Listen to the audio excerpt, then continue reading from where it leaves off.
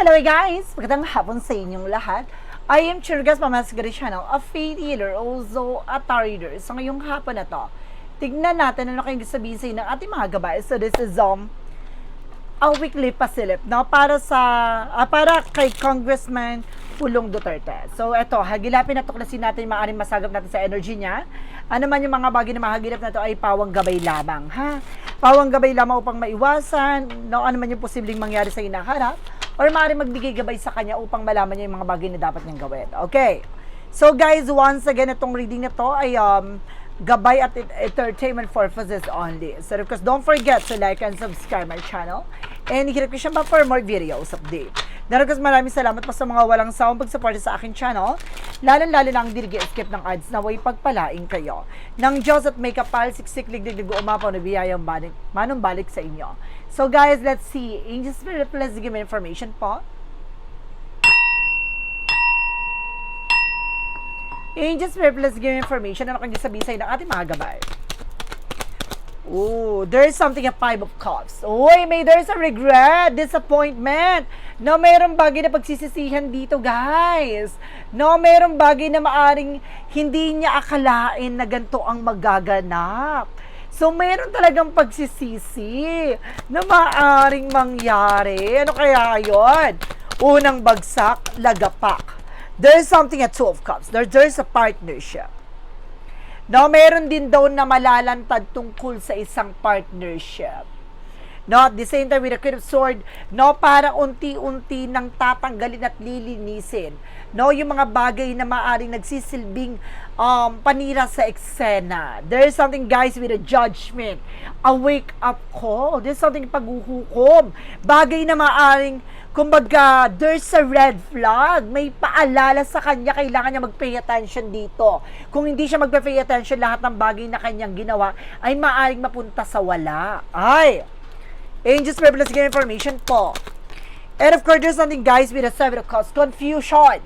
Maraming bagay na maaring magpagulo sa sitwasyon.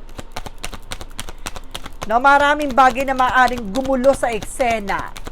No, malitod with the Queen of Cups. Ito yung babaeng sinasabi ko na very dramatically actress, the Queen of Drama. No, mag-ingat po. No, at the same time, mag-ingat din siya na maaring isa siya sa napapaikot itong tao na to. What is the 5 of Cups? The 5 of Cups represent with the Queen of Pentacles. Na maraming bagay na maaaring ma-disappoint siya. No, meron bagay na kailangan niyang pagkaingatan dito. No, meron nagko-control dito. No, na maaaring mawala or masayang, ganon. Babae na maaaring nagko-control sa eksena. With a sun card, with a pure positive outcome. So, ibig sabihin, may mga bagay na lilitaw at lilinaw about sa partnership. No, mayroon maaaring kumbaga lalabas din dito, no, kung may asawa siya, lalabas dito about sa relasyon nila, no, na there's something na mayroong eksena tungkol sa partnership, ganon. What is the Queen of Swords? Para madadamay, ganon. There's a 2 of Pentacles with a Queen of Swords. No, meron ditong babae nagpapaikot talaga sa eksena. Ay. With a judgment, represented with the King of Pentacles being security, magkaroon siya ng seguridad, no, sa sarili niya. No, pagkaingatan niya, ano man yung bagay na hawak-hawak niya. No, may paalala or mayroong bagay na, or there's a red flag, magkaroon siya ng security. And there's a Hermit card. The answer you need is here. So, maaaring ito yung bagay na maaaring lilitaw at lilinaw. No, ito yung bagay na maaaring magpagulo sa kanilang eksena dahil sa sarili nilang mga gawa. No, sila ang gumawa ng patibong na to. Sila mismo ang mahuhulog dito. And there's something, a Page of Cups, no? Listen to your intuition. Nakita mo yan? There's something fishy. Ito yung sinasabing malansang isdang babaeng very drama queen, no? Dramatically actress. What is the 5 of Cups? Because the Queen of Pentacles represents with a strength, with confident. Itong babae na to very confident siya, no, sa kanyang bagay na hawak-hawak sa ngayon.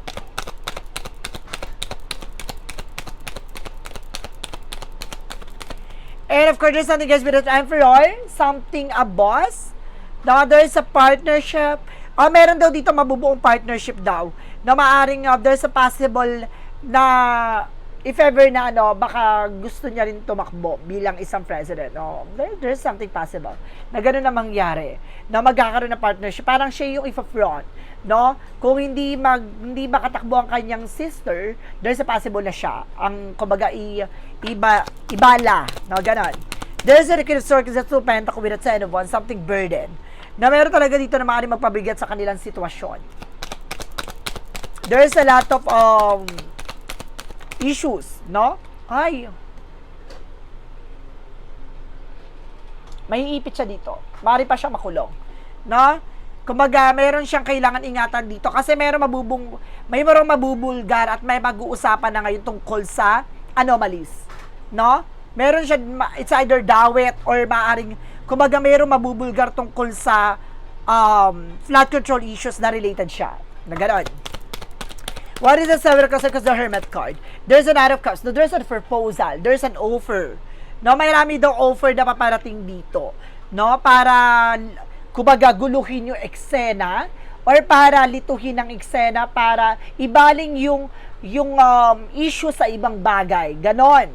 So, kumbaga meron silang bagay na gustong gawin dito na parang babatuin nila ng bawat eksena para magulo. No, mabaling yung attention sa ibang bagay. No?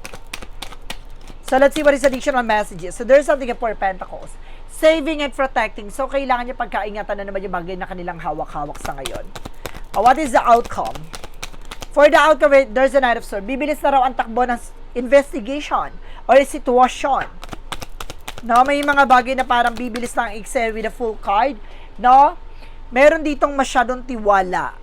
No, sa eksena na to, masyado siya nagtitiwala dito. Let's see what is additional messages. There's a 5 of Pentacles. Financial loss of financial crisis. No, bibigat ang kanilang eksena dito, guys. Kung magpapabilog sila sa babae na to. No? Kumbaga may mga pangako tong babae na to tungkol sa eksena na to. If ever na hindi makatakbo yung ate niya, siya yung tumakbo. No, parang merong possible na itong babae na to, maano siya no? Mataas ang tingin niya sa sarili niya at talagang hindi talaga siya nakukontento. Nakita mo yan, there's a 5 of Pentacles. Lalaki at babae, no? Ganun yung mangyayari, mapipilayan sila sa eksena. And there's a Star card. No, there's a more on healing. So, meron talagang makukulo at may ipit dito sa sitwasyon na to at magkakaroon na ng kagalingan sa issue. So, ibig sabihin, matutuldo ka ng issue. And of course, there's something at 3 of Pentacles. Now, there's something at teamwork. Meron talaga dito na maaaring kumbaga, may offer na ginagawa sila dito, no? Kumbaga, may mga bagay na parang iminumulat nila or parang binabaling nila ang atensyon sa ibang bagay para yung issue na kinakaharap ngayon para mabaling sa iba. Gumagawa sila ng eksena. Let's see what is additional messages. And there's a King of Swords with a stop the pattern. No, kumbaga kailangan niya putulin ng connection na dito sa babae na to. No, kasi kipapahamak nila lalo to. No, mas lalo silang madidin at maiipit dito kung maniniwala sila sa tao na to. Kasi itong tao na to minsan na rin nakulong to di ba? Or minsan na rin itong naipit sa sitwasyon. Di ba? Tapos magtitiwala sa tao na yan. Oh my God. Mag-ingat sila. So let's see what is additional messages sa kanyang energy. Ano yung mga bagay na maaaring masagap sa energy niya? Oh my God. Okay, there's something a 6 of Cups. Now, there's something familiarity or related sa kanya na may mga bagay na manunumbalik with a 3 of Cups. Oh my God! Ibig sabihin dito, isa sa kamag-anak niya or related sa kanya ang involved sa 3 babae. Kilala niyo na yon, no? Kilala niya na yon, guys. Additional messages. Kinaklaro, there's a 10 of Cups sa family. Family related niya, ang related sa 3 babae. No? At talagang umaaligid din sa pamilya niya, ang isa sa miyembro na to. And there's a King of Cups, no? Meron ditong very devoted and supportive naman sa kanyang lalaki. And there's something a 6 of Wands. So, meron bagay sila o plano silang gustong mapagtagumpayan. No? There's an action. No? Meron silang plano. No? Let's see. And there's something a Tower moment. No, a major changes. Pero magbabago. Kumbaga, bigla silang magbabago yung plano. Ganon. May plano sila, pero mag-iiba na naman ng strategy. So, let's see what is additional messages pa tayo. Ano pa yung masasagap natin sa energy niya? There's an information, communication, and there's an Empress card. Meron daw dito babaeng nagigising sa sariling mantika. Like a queen. No, queen of drama, na maaring gigisahin dito sa sariling mantika. No, babaeng maaring may gisahin dito sa sariling mantika na maaring nagkakaroon sila ng communications. No, maglalaglagan talaga, guys. Additional messages. And there's another one, so there's a slow and steady with a wheel of fortune. Unti-unti na. No, there's something, a wheel of fortune, something destiny to happen, or there's something, a karma. No, iikot na ang eksena at maaring, kumbaga, mangyari na ang ayon sa kaloob ng Diyos. Diba? Additional messages. There is something with a moon card revelation. Maraming bagay na marireveal. Maraming bagay na matutuklasan. And there's a two ones. There's a first step. Hakbang-hakbang. Oh? Ibig sabihin, kumbaga, unti-unti na, no? Na lumalabas ang katotohanan sa likod nito. And there's an Ace of Cups. No? Dahil sa greediness. No? Dahil sa possession, possessive. No? Na dahil sa gusto nilang mangyari. And there's a Page of Wands. No? Kumbaga, mayroon silang bagay or informasyon na malalaman dito. There's a news. Mababalita sila. Or kakalat na naman ang issue na to. And there's a Queen of Wands. No? No, there's something confident. Talagang, kumbaga, itong tao na to ay malakas ang loob niya. Talagang, diba? Very confident siya sa ginagawa niya. There's a Severus with a sneakiness. No? Maaring may kasinungalingang taglay. Diba? Maaaring bagay maraming tinatago dito na maaaring marireveal na. Ano man kasinungalingang pilit na tinatago, pilit na inililigaw, but definitely darating at darating pa rin doon sa dulo. Last message, no? Bago tayo mag-proceed for Angel's messages. And there's a justice. Oh my God. The justice will be served. No, there's a good and bad thing. So, depende yon. Kung gumawa siya ng mabuti, magiging mabuti ang kalalabasan. Kung gumawa siya ng masama, magiging masama para sa kanya, magiging kalalabasan. And there's a fourth sword. Stress! Depress! Madedepress siya dito. And there's a fifth sword. No? Ilalaglag siya ng maraming tao. Mahihirapan siya at the end of the time. No, there's a heartbreak. No? Parang hindi niya magugustuhan yung magiging outcome ng eksena niya. No? Maglalaglogon talaga, guys. What is your shadow work if it's in what? May nasasense ako na meron siyang ilalaglag dito sa ibang sa ibang kumbaga position, na may mga position siya dito na maaaring ilalaglag, no? Na related. No, and of course, there's something, guys, with control issues. No? Kumbaga, kailangan nilang pakawalan, no? Dahil pili-pilit nilang kontrolin yung issue. Ito yung sinasabi ko, yung nililigaw nila yung issue na binabaling nila sa ibang bagay. No? Control issue. See? And there's a limiting beliefs, no? Kumbaga, ito yung mindset, ito yung parang binaano nila yung mindset ng ibang tao. No? Ginugulo nila yung paniniwala at kumbaga yung paniniwala ng ibang tao. There's a control issue and of course, there's something limiting beliefs. No? Inaano nila yung pinaniniwalaan. Ganon. There is a clarifying for your life situation. Parang walang pinagkaiba sa hypnotize, ganon. So, let's see what is additional messages.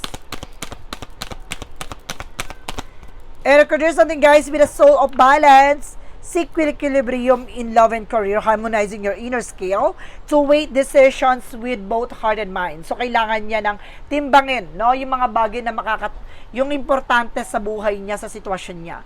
Kailangan niyang gumawa ng matibay na pundasyon para sa sarili niya. From what lies beneath, we hear the future. Now, alamin natin yung mga bagay na maaaring masagap natin, no? In the near future sa kanya. Okay, dalawa. So, let's see. There is something, guys, with the insecure. No, it's all about insecure. No, mayroon dito dahil sa inggit. Oy, there's a bank failure. Pareho sila ng ate niya. Ng kapatid niya. There's a bank failure, insecure. Pareho sila ng atake ata. Ganito rin yung lumabas sa ate niya, di ba? Tama ba ako? Pakipanood nga. Ay, hindi pala. Iba pala yung lumabas sa back failure, pero yung di insecure isa ata. Tama. Pero ito, dahil sa inggit, no, kumaga mauubos talaga. No, mayroon talaga mauungkot about sa kanilang mga salapi at kayamanan. Diba? Oh my God. Ganon. So guys, maraming salamat for this something a weekly pasilip no para sa ating congressman na si Pulong Duterte. So guys, maraming salamat ulit. Because don't forget to like and subscribe my channel and higit ko siya for more videos update. Kasi maraming salamat po sa mga walang sawang support sa aking channel. Lalo na ang hindi skip ng ads na way pagpalain po kayo ng Diyos at may kapalsiksik liglig na guumapaw na biyayang manumbalik sa inyo. Guys, ito ay pawang gabay lamang upang masilip yung mga maaaring mangyari sa inaharap upang maiwasan niya at magbigay gabay sa kanya. So guys, maraming salamat and see you in the next video. Bye-bye and babush.